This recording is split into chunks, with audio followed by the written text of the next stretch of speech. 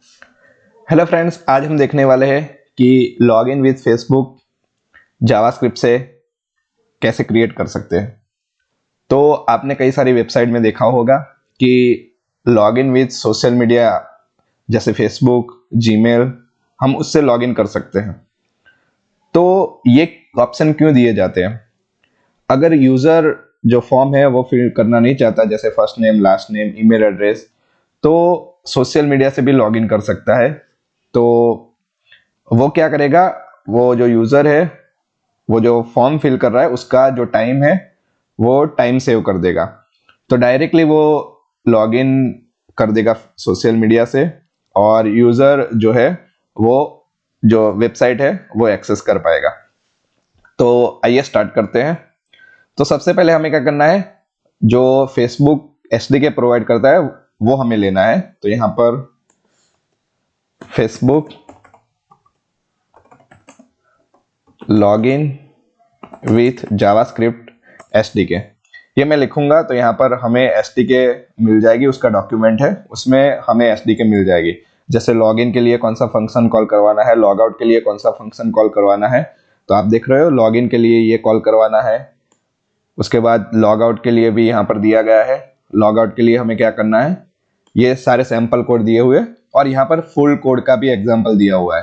तो हमें ये फुल जो कोड है वो ले लेना है यहाँ से।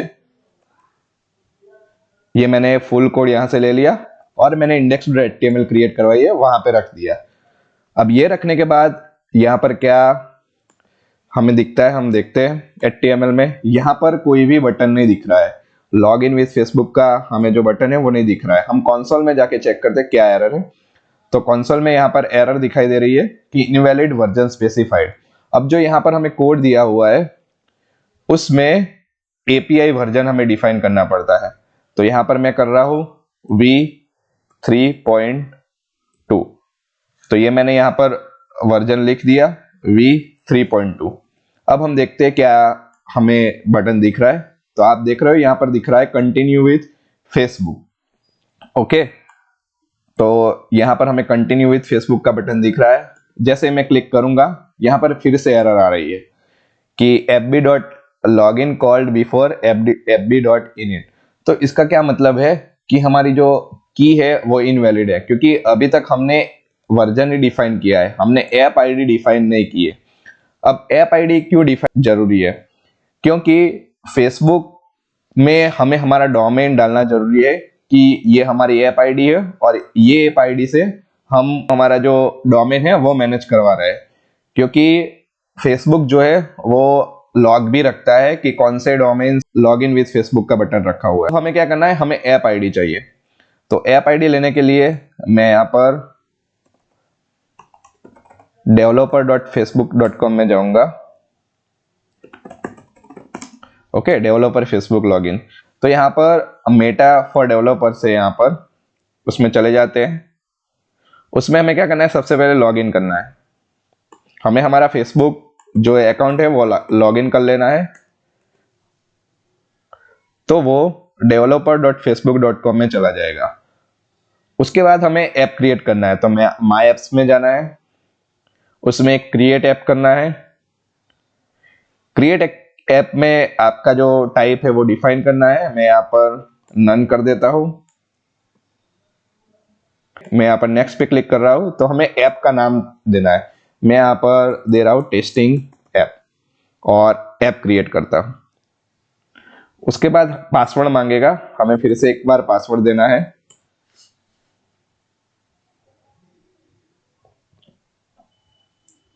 पासवर्ड देने के बाद वो रिडायरेक्ट हो जाएगा हमारे ऐप में। यहाँ पर आप ड्रॉप डाउन में देख सकते हो टेस्टिंग ऐप दिखा रहा है। मीन्स अभी टेस्टिंग ऐप में हमें जो भी सेटिंग करने है वो हम सेटिंग कर सकते हैं। मैं यहाँ पर बेसिक में जाता हूँ।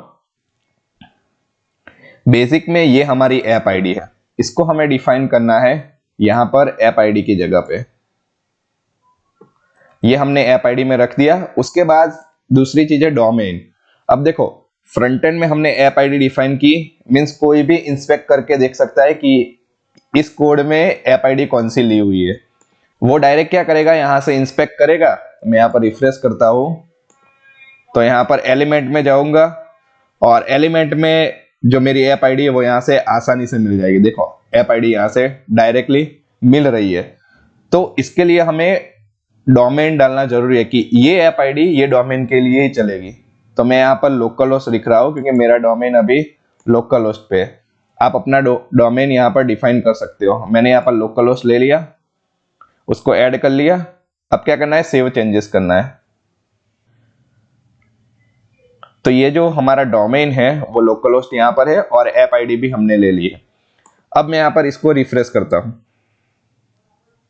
रिफ्रेश करने के बाद आप देख रहे हो लॉगिन का बटन आ गया है। अब मैं जैसे ही लॉगिन पे क्लिक करूंगा एक पॉपअप ओपन होगा और यहाँ पर कंटिन्यू एज देना है हमें, और इसमें कंसोल में जो भी रिस्पॉन्स आएगा वो यहाँ पर मिल जाएगा हमें। हमने यहाँ पर प्रिंट करवाया हुआ है नेम, वो भी यहाँ पर आ रहा है। देखो successful login for Jignesh Patel. जो भी हमने एसडीके ली थी वहां पे आप देख रहे हो रिस्पॉन्स में जैसे रिस्पॉन्स मिलता है और रिस्पॉन्स में यहाँ पर लिखा हुआ है successful login for response dot name.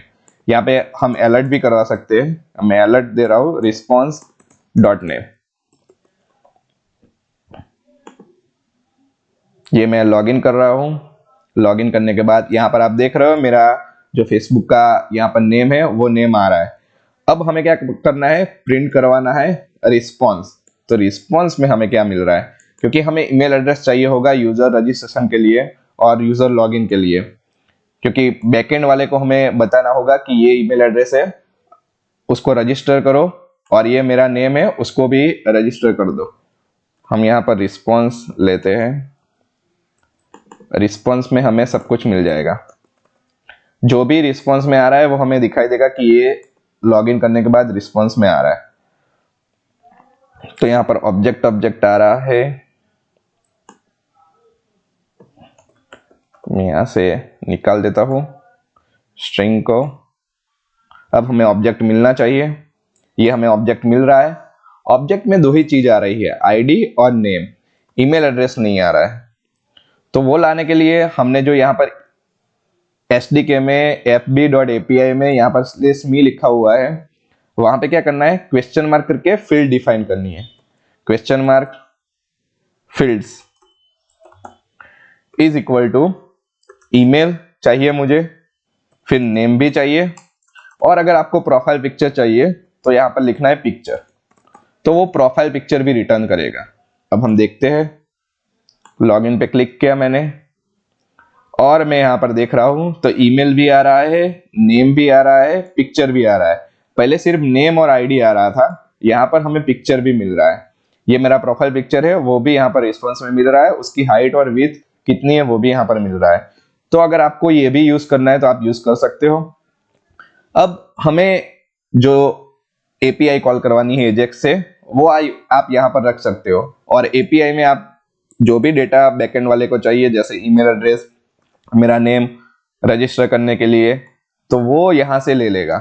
तो नेम हमें पास करना है, ईमेल पास करना है, अगर आपको टोकन पास करना है तो टोकन भी यहाँ पर मिल रहा है, आप देख सकते हो। और टोकन भी यहाँ पर एक्सेस टोकन भी मिल रहा है, तो आप वो भी पास कर सकते हो।